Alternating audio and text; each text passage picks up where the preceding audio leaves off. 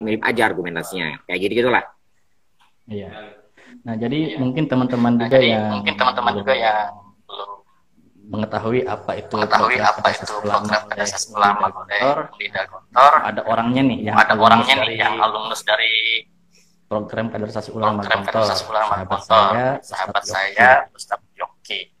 Nah, jadi pada kesempatan kali ini kita akan membaca tema integrasi Islam dan Islamisasi pengetahuan ya, Ustadz ya. Insya Allah. Ya. Jadi memang kalau kita melihat tema ini memang kok sangat populer di tahun 90-an ya di Indonesia. Ya. Bagaimana misalnya Pak sebuah konsep integrasi dan juga bagaimana mau jadi kata negara tentang Islamisasi ilmu pengetahuan. Ya. Jadi sebenarnya kira-kira Ustaz, integrasi ilmu pengetahuan ini ataupun juga Islamisasi ilmu pengetahuan kira-kira berangkat dari historis apa kira-kira Ustaz? Ya, jadi kalau kita bicara wacana integrasi, sebetulnya wacananya tidak bisa lepas dari wacana sains di Barat ya. Artinya, karena sebenarnya wacana yang ada di Indonesia itu kan sepertinya mengikuti perkembangan yang ada di Barat gitu. Kalau kita misalnya membaca bukunya Mr. Megard ya, judulnya Islam and Religion and Science, itu dia melacak sebetulnya di Barat sendiri wacana ini sudah ada sejak pertengahan abad 20, tepatnya tahun 1950-an. Itu ada seorang namanya Pilar de Cardin, beliau ini seorang paleontolog ya, ahli paleontologi, yang kemudian menulis satu buku yang judulnya The Phenomenon of Man gitu, karena paleontologi itu kan meneliti fosil-fosil ya, untuk sebetulnya bahwa kehidupan itu ada asal usulnya. Cuman si Cardin ini kemudian membuat satu kesimpulan bahwa kehidupan atau misalnya konsep manusia lah katakanlah gitu ya, yang sangat fisiologis itu tidak cukup sebetulnya untuk menggambarkan manusia, karena manusia itu ya bukan cuma daging dan tulang gitu. Jadi kalau kita ingin mengetahui hakikat manusia hanya dilihat dari sejarah tulang belulang gitu kan, itu tidak cukup untuk menggambarkan itu. Makanya kemudian dia menulis buku judulnya The Phenomenon of Man, itu bahwa manusia itu adalah makhluk yang fenomenal, dia memiliki rasa, dia memiliki emosi dan seterusnya. Nah, kemudian dia belajar teologi gitu. Jadi hampir semua ya wacana sains dan agama itu berangkat dari saintis yang dia tahu problem sains modern begitu. Kemudian dia belajar teologi, khususnya teologi skolastik ya, artinya abad pertengahan kayak Agustinus dan seterusnya itu. Nah, kemudian wacana ini disistematiskan oleh Ian Barbour gitu ya, yang bukunya cukup terkenal, Issues and Science and Religion di situ. Nah, di situ nanti Barbour membuat 4 tipologi, yaitu 4 tipologi hubungan antara agama dan sains. Ada konflik, ada independen, ada dialog, sama ada integrasi gitu. Nah, wacana yang terakhir inilah yang kemudian diharapkan menjadi wacana yang populer di masa depan gitu. Dan wacana itu kan sejak tahun 60-an lah ya, 60-an. Di buku itu terbit tahun 60. Nah, kemudian wacana itu tersebarlah di Indonesia. Jadi kalau misalnya kita bicara kalau Pak Amin ada integrasi interkoneksi, tentu di bukunya sudah kelihatan bahwa integrasi itu merujuk kepada idenya Barbour gitu ya, idenya Barbour dan idenya Holmes Roston gitu. Jadi wacana itu berangkat dari problem sains modern, artinya salah satu dampak yang paling krusial adalah ya problem lingkungan lah ya, problem ada dehumanisasi di situ. Nah, maka para saintis ini mencoba untuk mencari suatu paradigma alternatif untuk mencoba menyelesaikan persoalan-persoalan yang ada di Barat, baik itu persoalan ekologi, persoalan sosial, persoalan ekonomi gitu. Maka muncullah wacana sains dan agama itu, kira-kira gitulah. Sains agama ya. Nah, kalau kita melihat perkembangan dari integrasi ilmu Islam dan juga wacana ilmu Islam, Islamisasi ilmu pengetahuan. Jadi kita kalau saya lacak secara memang historisnya bahwa berbagai macam isu saintis yang berkembang di barat. Ya seperti Nakib Al-Atas misalnya, bagaimana merespon bahwa Islam punya metodologi untuk coba mengembangkan sains pasca kejayaan dari filosof-filosof atau cendekiawan Islam terdahulu. Akhirnya ada sebuah krisis kepercayaan diri terhadap Islam dalam melihat respon ilmu pengetahuan. Nah, kira-kira apakah memang Islamisasi ilmu pengetahuan ini sangat diperlukan di dalam tubuh perkembangan ilmu pengetahuan Islam, atau ini hanya sebatas ada semacam ego saja misalnya seperti itu? Ya, ide dasar dari Islamisasi itu kan sebetulnya bahwa kita sebagai umat Islam itu memiliki suatu kerangka sendiri gitu, atau gampangannya pandangan dunia sendiri, bagaimana kita memandang realitas yang itu berbeda lah dengan Barat gitu kan. Pertama tentu kita dalam segi sumber ilmu, pertama kita mengakomodir katakanlah wahyu gitu kan sebagai salah satu sumber ilmu. Kemudian realitas bagi kita bukan realitas yang hanya sekedar empirik gitu kan, tetapi juga yang non empiris juga kita terima sebagai sesuatu yang nyata gitu. Nah ini tentu di Barat tidak sepenuhnya menolak, tetapi wacana metafisika lah katakanlah itu kan tidak dominan di sana, bahkan dalam beberapa hal itu disingkirkan gitu. Nah intinya Islamisasi adalah bahwa kita sebagai umat Islam itu memiliki suatu kerangka sendiri, itu kerangka sendiri, dan harusnya sains yang dikembangkan di dalam dunia Islam itu harus menyesuaikan kebutuhan umat Islam gitu. Kan kita beda, artinya harusnya arsitektur Islam itu ya tidak seperti arsitektur Barat, atau pertanian Islam itu tidak seperti pertanian Barat kayak gitu-gitu. Karena memang secara geografis berbeda, secara iklim berbeda, tentu bagaimana kita mengembangkan pertanian, bagaimana kita mengembangkan kedokteran, harusnya sesuai dengan etika-etika, sesuai dengan cara pandang kita lah sebagai umat Islam. Harusnya seperti itu kan gitu. Ya ibaratnya ya tidak masalah dong kalau misalnya saya sebagai suatu komunitas yang mengidentifikasi diri sebagai Muslim katakanlah gitu, memiliki suatu metodologi sendiri kan gitu. Ya saya kira tidak masalah. Nah jadi apakah perlu atau tidak? Ya, kita melihat sebetulnya kita lihat bahwa sains itu sendiri kan tidak netral kan gitu ya, bahwa metafisika Barat itu atau apa yang dianggap nyata dan benar oleh Barat itu kan jelas berbeda dengan kita kan gitu. Jadi ya saya kira ya diperlukan gitu. Nah masalahnya kan nanti perdebatannya kan nanti Islam yang mana gitu kan.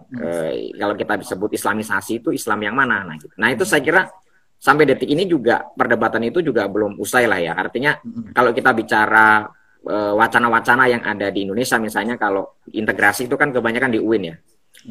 Di UIN ada UIN Jogja ada integrasi interkoneksi, di UIN Surabaya ada integrasi Twin Tower, intinya ada integrasi kayak gitulah. Kemudian misalnya kalau Islamisasi ya mungkin di Unida lah ya, yang salah satu yang jelas secara tegas mengatakan itu. Tetapi ini belum selesai, artinya wacana-wacana ini diskusi ini belum selesai, karena kita harus sadar juga bahwa wacana ini belum sampai melahirkan metodologi. Artinya ya masih sebatas problem-problem isu-isu filosofis gitu. Ya kritik tetap harus berjalan, karena kalau tanpa kritik ya nggak akan berkembang. Tetapi sejak tahun akhir 70-an lah, ketika Nakib Al-Atas kemudian menggemakan isu Islamisasi, kemudian itu dipopulerkan oleh Ismail Al-Faruqi, memang wacananya masih pada level yang beberapa orang menganggap gitu ya, ini wacananya masih levelnya filosofis, artinya tidak bisa, misalnya saya seorang fisikawan nih, ini kalau saya mau masuk ke wacana Islamisasi ini saya harus mulai dari mana? Ini juga pertanyaan yang belum bisa dijawab juga gitu. Jadi ini sebagai suatu gagasan, sebagai suatu wacana, gagasan ini boleh diterima, boleh tidak, artinya boleh dikritik kan gitu ya. Tapi sebagai kalangan yang mengklaim bahwa wacana ini memiliki solusi, misalnya integrasi adalah solusi bagi problem, misalnya Islamisasi sebagai solusi, ya tinggal dibuktikan aja gitu. Apakah wacana ini kemudian dapat menjanjikan atau tidak? Tentu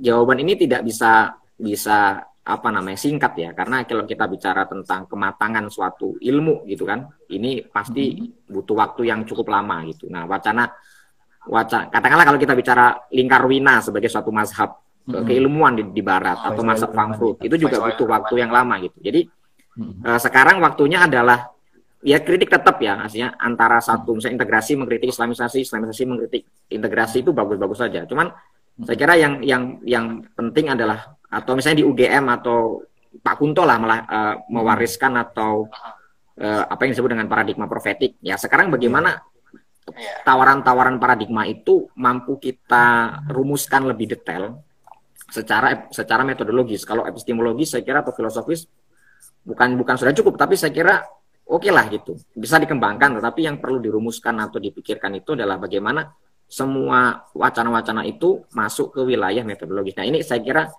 belum, baik itu integrasi interkoneksi, baik itu paradigma profetik, ataupun islamisasi sendiri, itu ranah metodologis ini sepertinya belum terjamah gitu. Kira-kira gitulah. Ya. Jadi juga kalau saya melihat membaca beberapa literatur dari Pak Abdullah mengenai integrasi teo antroposentris ya kalau nggak salah istilahnya ya. Ya betul. Jadi memang ada perbedaan pendekatan yang saya lihat Ustaz. Kalau kita baca Prof.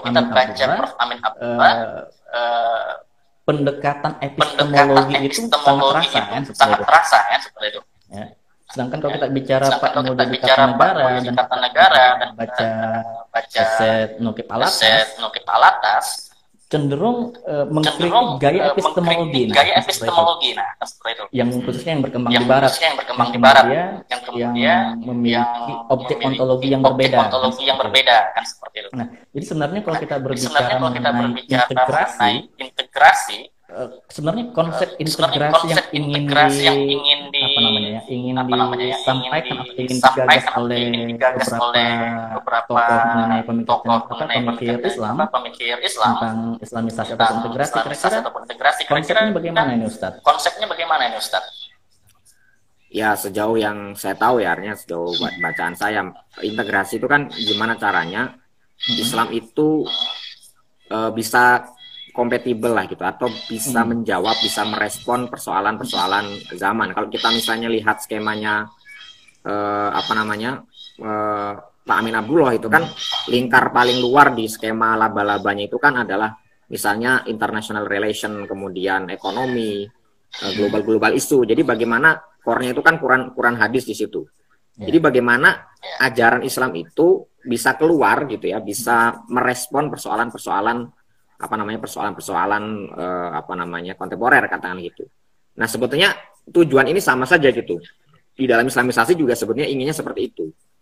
Cuman bedanya kalau integrasi itu kan saya masih belum tahu ya apa subjek dan objek integrasi gitu. Misalnya subjek integrasi itu apa gitu. Apakah Islam, apakah apa gitu kan?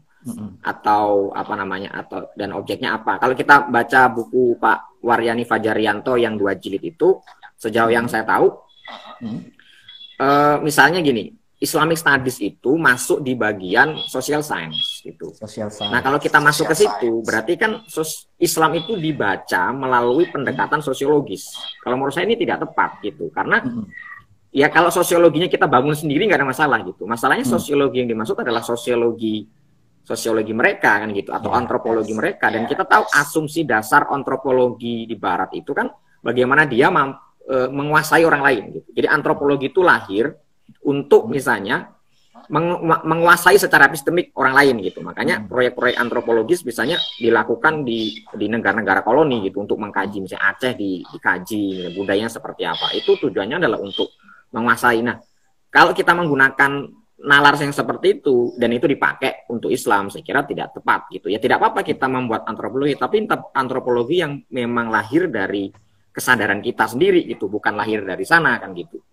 Nah, itu kan yang saya kira menjadi persoalan di situ. Memang dalam beberapa seminar ketika ditanya sebetulnya bagaimana sebetulnya implementasi integrasi interkoneksi itu, memang Pak Amin tidak menjelaskan. Beliau mengatakan, nah itu saya serahkan kepada setiap prodi lah katakanlah kalau di UIN itu. Ya tapi tetap aja kemarin saya ikut seminar dan saya juga menjadi seorang panelis juga di sana di konferensi integrasi interkoneksi. Itu wakil dekan Fakultas Saintek aja masih bingung integrasi interkoneksi gimana gitu. Jadi Pak Amin juga bingung. Ya udah kamu menggali aja gitu. Artinya memang dalam banyak hal, apalagi di UIN lah ya, di UIN itu kan ya tidak satu suara juga gitu, ada perdebatan antara satu dengan yang lain gitu. Nah ini saya kira menarik saja sih, artinya bahwa apa namanya ketidakjelasan ya dalam tanda kutip itu justru merangsang diskusi ya. Harusnya kalau tidak jelas ya mari diperjelas gitu. Ini arahnya kemana? Kita mau membangun epistemologi yang seperti apa kayak gitu. Nah kalau Islamisasi itu kan sebetulnya kita menyadari gitu ya bahwa kita itu sudah punya tradisi para ulama, tradisi para cendekiawan atau tradisi intelektual kita tuh sudah cukup kuat lah gitu. Cuman ya kalau menurut saya harus diakui secara epistemologis atau secara metafisik lah ontologis gitu kita sudah cukup lah ya. Tapi problemnya itu kan ada pada metodologi karena sains itu apalagi pasca positivisme itu sedikit sekali menyentuh persoalan epistemologis. Kebanyakan itu mereka fokus pada metodologi gitu. Karena emang sains itu kan hampir terlepas lah dari filsafat misalnya. Nah metodologinya bagaimana kayak gitu. Nah jadi Islamisasi sebetulnya ingin pertama-tama mengokohkan dulu sebetulnya apa yang dianggap nyata dan benar. Karena kalau menurut Alatas gitu kan perbedaan kita dengan Barat itu adalah apa yang dianggap nyata dan benar gitu. Karena apa yang dianggap nyata oleh Barat tidak nyata. Apa yang kita anggap nyata dalam Islam itu tidak nyata oleh Barat misalnya. Atau apa yang kita anggap benar tidak dianggap benar oleh Barat kan gitu. Jadi ada dua. Nah kita punya suatu sistem pandangan sendiri untuk mengatakan itu kan gitu. Nah kemudian bagaimana itu dirumuskan? Nah tentu sebagai suatu pijakan awal ya Alatas tidak bisa kita tidak bisa kita harapkan banyak gitu maksudnya harus menjawab semua ya nggak bisa juga gitu. Ya Alatas memang kuat di metafisika gitu ya, artinya di segi ontologi sama mungkin epistemologi. Nah di segi metodologi itu memang kita harus mengakui kita tidak menemukan karya-karya itu di dalam di dalam karya-karya Alatas gitu. Memang saya kayak di dalam buku Prolegomena atau Islam Sekularisme atau misalnya The Mysticism of Hamzah Fansuri, The Historical Fact and Fiction misalnya. Itu memang fokusnya kepada persoalan metafisika dan ontologi sama epistemologi aja gitu. Metodologi gitu atau kosmologi misalnya gitu. Nah, itu belum ada. Memang saya kira yang paling baik itu ya kritik sekaligus dialog gitu. Artinya masa sih nggak ada titik temu gitu ya antara misalnya integrasi dengan Islamisasi misalnya. Pasti ada wong tujuannya sama kok gitu. Cuman kan gimana kita mau ketemu aja gitu. Ya untuk kemudian saling dialog, saling kritik gitu. Saya kira itu ya.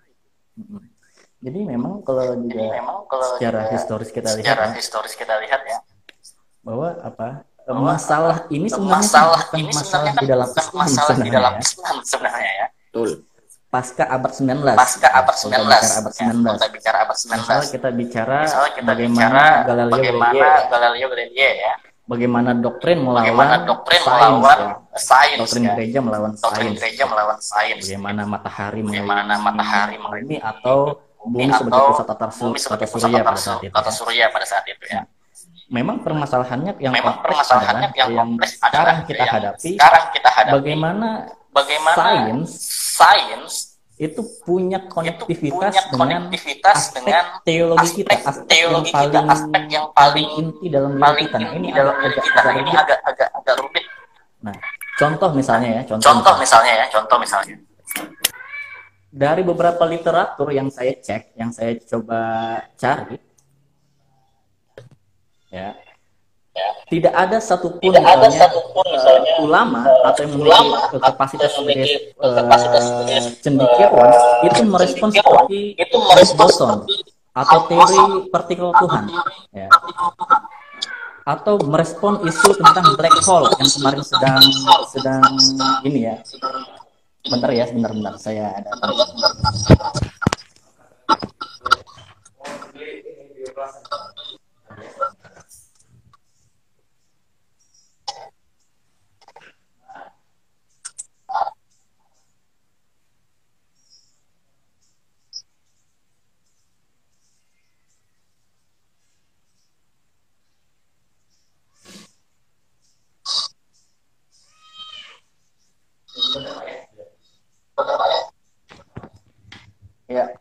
Oke, lanjut.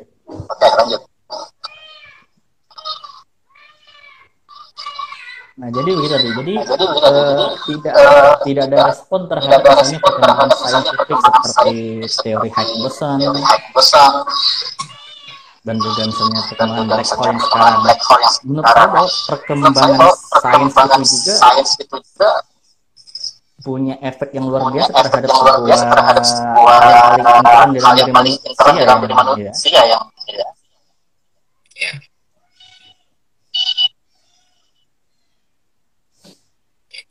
gimana?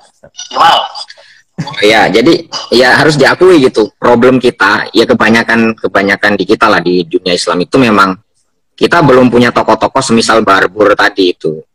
Banyak orang juga menyadari itu bahwa problemnya adalah kita ini atau orang-orang ya yang masuk ke wilayah misalnya integrasi ataupun islamisasi itu memang hanya kakinya itu cuman pijakannya satu gitu. Kalau dia nggak saintis ya dia pemikir gitu. Kalau dia nggak filsuf ya dia saintis gitu.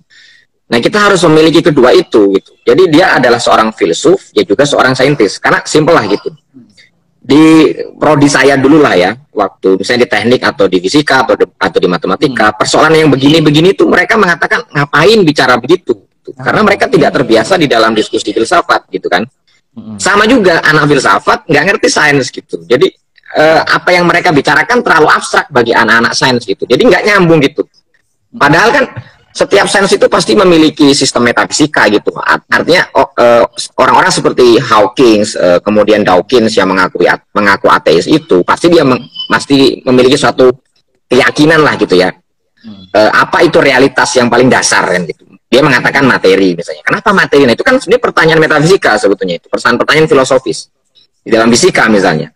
Apa itu ruang? Apa itu waktu misalnya gitu. Apakah waktu itu terbatas? Apakah dia itu berakhir? Apakah dia bermula? Ini kan pertanyaan sebetulnya di luar empiris. Gimana kita mengukur secara empiris waktu itu bermula atau tidak? Nah, ini sebenarnya pertanyaan-pertanyaan filsafat sebetulnya.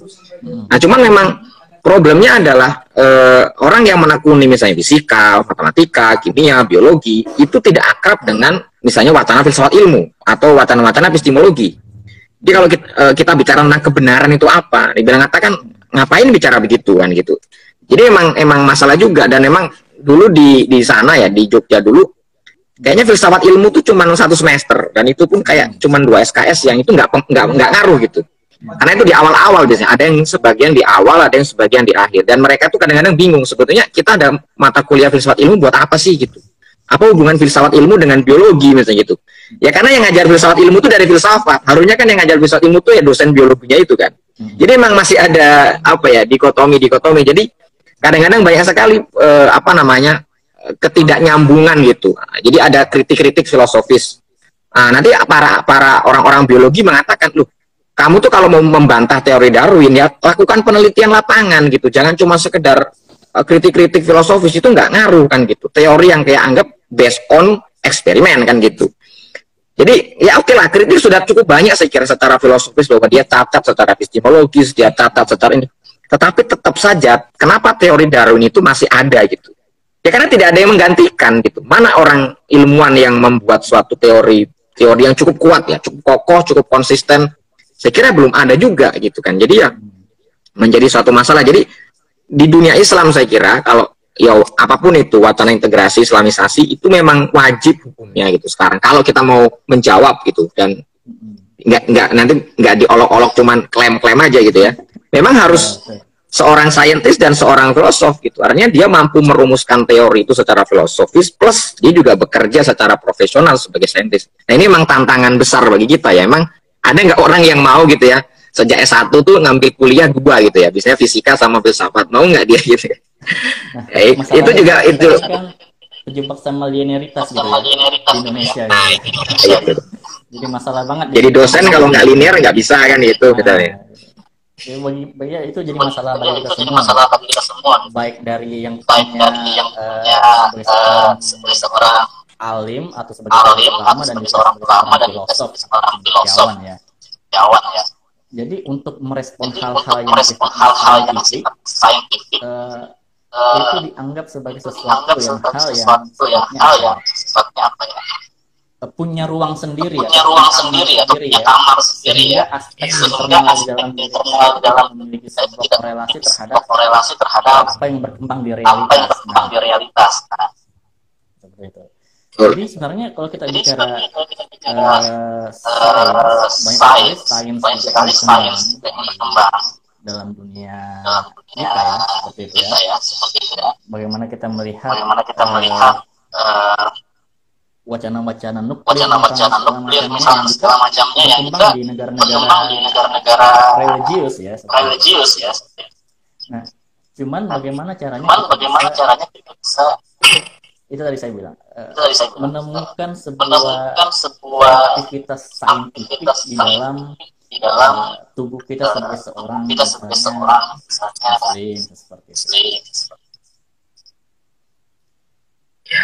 Ya memang itu saya kira memang masih suatu pekerjaan besar lah. Saya kira memang harusnya pendidikan kritis itu memang sudah ada ya sejak saya kira sejak SMA lah gitu ya, kalau di kita itu sejak SMA itu sudah mulai ada diberikan nalar-nalar yang saintifik gitu.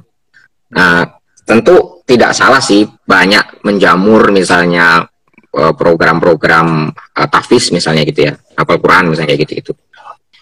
Itu bagus juga gitu ya.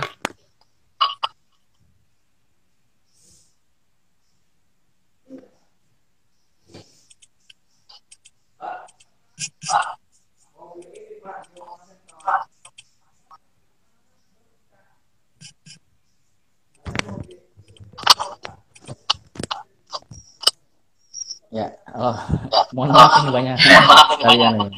Ya, lebaran biasa banyak tamu. Ya, begitu Ustaz, silakan. Ya, jadi memang harusnya itu program itu sudah ada lah sejak sekolah menengah harusnya gitu. Jadi supaya kita itu begitu mengambil mata kuliah gitu, artinya ngambil S1 itu sudah jelas gitu. Kita itu mau seperti apa sih perkembangan keilmuan di tempat kita itu mau diarahkan kemana kan gitu. Jadi sudah jelas gitu. Jadi kalau orang yang mau jadi ilmuwan juga jelas mau kemana, kita ingin membangun apa itu jelas. Nah saya kira di SMA kita itu kan juga problem gitu. Artinya ada yang pure secara intelektual dia berkembang, tetapi religiusitasnya rendah. Religiusnya tinggi, beberapa intelektualnya rendah kan gitu. Jadi kadang-kadang misalnya beberapa yang fokus kepada misalnya menghafal Quran, menghafal Qurannya bagus gitu. Tetapi kalau itu tidak diimbangi dengan hal-hal yang lain, biasanya nanti setelah kuliah dia hilang juga itu hafalan kan gitu. Dan kalaupun ada dia masih hafal, hubungan antara hafalan itu dengan aktivitas keilmuan juga kadang-kadang nggak nyambung juga gitu. Nah ini memang salah satu ya PR lah gitu ya. Yang saya juga nggak tahu juga, mungkin yang antum lah yang pendidikan mungkin lebih tahu gitu kan ya. Gimana gitu kan ya, integralisasinya seperti apa gitu ya, saya kira nggak tahu. Nah saya kira itu ya untuk bisa, jadi begitu dia masuk sekolah gitu kan ya, nah bisa gitu. Nah problemnya juga salah satu, banyak sih teman-teman saya yang backgroundnya misalnya fisika atau biologi itu dia baru ngeh lah ketika misalnya S2 di luar negeri itu atau gimana, itu baru ngeh tentang salah satu mata kuliah yang nggak ada di Indonesia, yaitu sejarah sains. Itu nggak pernah ada mata kuliah itu. Jadi orang itu bisa tahu bahwa teori itu tidak pernah lahir tiba-tiba. Bahwa fisika itu bukan kumpulan rumus gitu, matematika itu bukan kumpulan rumus, tetapi dia memiliki latar sosial, setting sosial, latar belakang ideologi juga bahkan yang melahirkan suatu teori itu gitu. Artinya misalnya bagaimana Newton berkesimpulan bahwa alam ini itu seperti jam besar, itu kan ada latar belakangnya teori itu, ada hal-hal yang filosofis yang kita sebut sebagai postulat. Nah, postulat itu kan sama kayak premis lah dalam logika. Yang itu kan bisa kita telaah secara filosofis gitu. Apa itu realitas, apa itu ruang gitu. Kenapa dulu bagi Newton ruang waktu itu absolut. Kemudian ketika datang Einstein, ruang waktu itu relatif. Ya kenapa kok berubah begitu? Itu cuma kayak berubah aja atau memang ada suatu hal? Nah itu tidak pernah dipelajari bagaimana fisika itu berkembang dari Copernicus, kemudian seperti itu modelnya, kemudian berkembang ke Newton, berkembang ke Einstein. Itu nggak pernah dipelajari kenapa seperti itu gitu. Dan tidak ada juga muatan-muatan filosofis di belakang itu. Padahal kalau kita membaca banyak buku-buku fisika yang lebih teoritis, itu isinya sebetulnya bukan rumus gitu. Hampir nggak ada rumusnya, atau rumusnya itu dikit gitu.